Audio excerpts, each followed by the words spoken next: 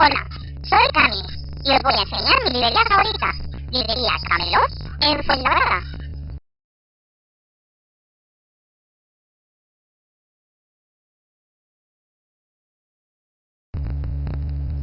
Venid por aquí, encontraréis muchos más libros.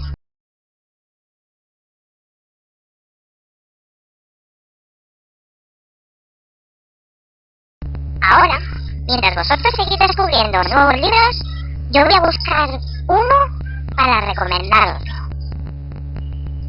Este es el que os voy a recomendar hoy. Se llama La Vocecita. Perico quiere hacer caca. Se esconde detrás de un árbol, pero descubre que no hay papel para limpiarse. Y un cartón viejo y agujereado colgado de una rama lo usa y lo tira.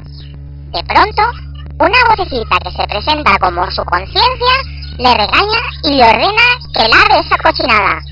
Lo que Perico no sabe es de quién era realmente el supuesto cartón.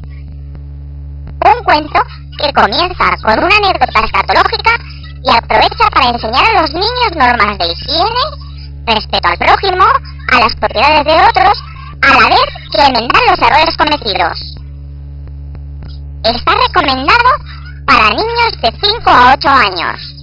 Es de la editorial Coquinos y lo podréis encontrar junto con muchos más títulos en Librería Camelot en Fuenlabrada. Adiós. Aquí me despido, no sin antes recordaros que hemos estado en Librería Camelot, en calle Fuendetodos número 6, en Fuenlabrada. ¡Os esperamos!